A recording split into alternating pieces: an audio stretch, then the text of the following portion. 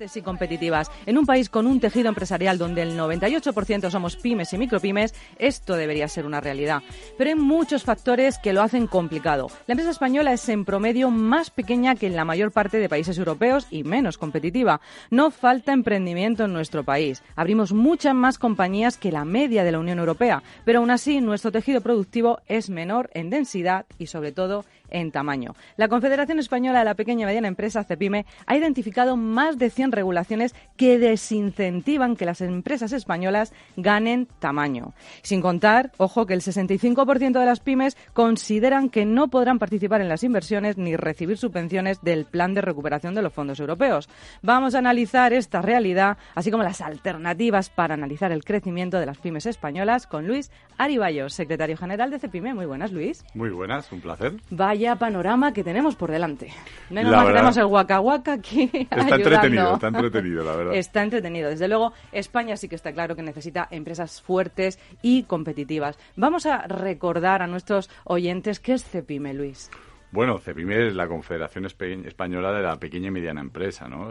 Aglutinamos a más de 3.000 organizaciones, tanto de ámbito sectorial como territorial, y representamos y defendemos el interés de muchos de nuestros oyentes, de mucha y pequeña y mediana empresa en nuestro país, ¿no? Sí, la verdad es que necesitamos también hacernos oír y asociaciones como CEPIME, confederaciones como CEPIME, pues bueno, persiguen este objetivo y lo consiguen. Yo decía, Luis, que abrimos muchas más compañías que la media de la Unión Europea, pero nuestro tejido productivo sigue estando pues muy lejos, ¿no?, de ser realmente productivo. ¿Cuáles son los problemas que identificáis? Bueno, yo creo que es algo que se repite mucho, ¿no? Oye, el problema de España es el tamaño medio de la empresa española, pero no acabamos de hacer algo para resolverlo, ¿no? Y este es el motivo por el cual hicimos este informe, es para ver cuáles son esas barreras, cuáles son las consecuencias que esto tiene, que vemos cuáles son las consecuencias económicas tan graves que esto tiene y planteamos alternativas. El objetivo se enmarcaba y se enmarca dentro de algo de un anteproyecto de ley que se aprobó ayer en el Consejo de Ministros, que es la ley de Crea y Crece, pero desde luego viene de mucho más atrás, ¿no? Claro. Y los datos son terroríficos, ¿no? Es decir, lo decíamos, pues oye, parecía que, bueno, emprender. Sin duda es necesario emprender, pero lo que tenemos es un problema de mortalidad, ¿no? ¿Esto qué consecuencias tienen?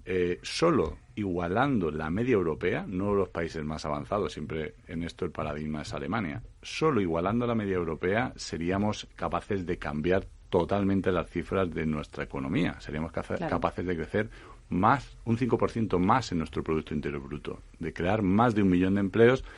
Y algo que últimamente no cuadran las cifras con el tema de la recaudación, recaudar más de 20.000 millones de euros, solo igualando, ¿no?, ese tamaño medio europeo. Fíjate que tenemos el ejemplo tan cerca, es mirar a Europa, es mirar lo que hacen bien en otras economías cercanas y parece que vamos a remolque todo el tiempo, ¿eh? El tema de las barreras... Cuesta que lo vean, ¿eh?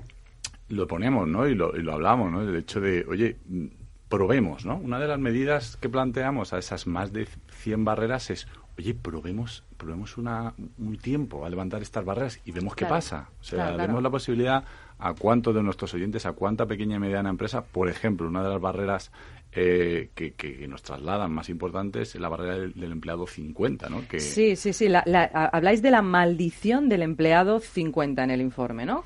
Bueno, nosotros lo hablamos así y el Banco de España también lo dice, no lo dice con maldición, pero lo establece, ¿no? Y se ve cómo en las estadísticas, en el número 49 hay un incremento terrible del número de empresas. ¿Qué pasa con eso? Oiga, levantemos la barrera, permitamos a la empresa que no por contratar 2 personas más tenga que tener un montón de barreras a las que hacer frente. Oye, démosle un tiempo, démosle, 2 años, 1 año, 4 años. Oye, dentro de 4 años, ¿qué ha pasado? Oye, pues tengo 55 empleados. Oye, a lo mejor es que tengo 230. Pues veamos qué pasa, porque después de la terrible pandemia que hemos vivido, yo creo que creemos desde CEPIME que es un momento extraordinario para hacer, por ejemplo, algo tan sencillo como eso, que no cuesta dinero, que no es nada más que decir, oye, vamos a probar y dejemos que las empresas crezcan. ¿Por qué? Porque detrás de ese menor tamaño de las empresas hay factores que, por desgracia, escuchamos muy poco a los distintos gobiernos, como son las palabras productividad y competitividad. Claro. Es decir, nada tiene que ver la productividad de la microempresa española, un 94,7% de las empresas españolas, con ese tamaño ya, aunque sea de la mediana empresa, que realmente es donde está la diferencia con el tejido productivo de otros países, ¿no? Claro, bueno, creo que es bueno también recordar a los oyentes lo que significa ser micropyme en España. Y es que, oye, micropyme significa tener hasta 10 trabajadores, ojo, o hasta 2 millones de euros de facturación, con lo cual es que pues comprende hasta 2 millones de euros de facturación, anda que no tienen que pasar cosas en una empresa Sin para lugar a conseguirlos, dudas.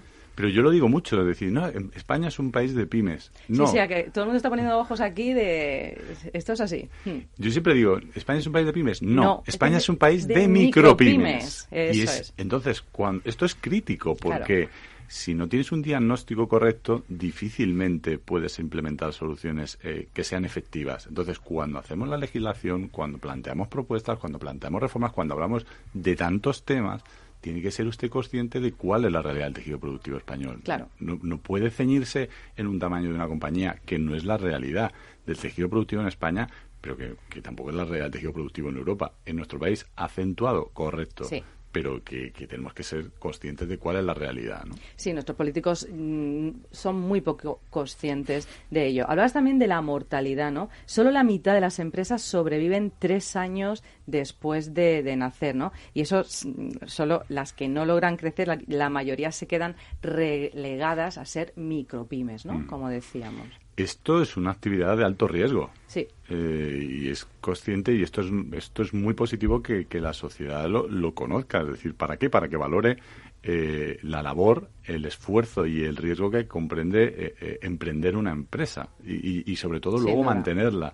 ¿Por qué? Lo decimos siempre, porque te juegas tu capital, porque el enorme esfuerzo que tiene, pero que es una actividad de riesgo. Por eso, una de las medidas que, por ejemplo, planteábamos y que la verdad que ha llamado mucho la atención en determinados grupos políticos es, en esta crisis, las empresas que muchas veces para poder sobrevivir hemos tenido que tirar de, por supuesto, de tus ahorros, pero has tenido que tirar de los ahorros de tus amigos, de tu familia. Oiga, ¿y si ponemos una deducción fiscal a una inversión de riesgo donde mucha gente, lo típico, ¿no? De family, friends, etcétera, las etcétera, 3 ¿no? Fs con las que empezamos. Oiga, ya que mis amigos, son mis familiares lo que están, oye, pues si la sociedad sigue para adelante, pues lo podemos premiar, ¿no? Si lo que buscamos es nuestro país no saldrá adelante si no tenemos empresas, no generamos empleo, no generemos riqueza, ¿no?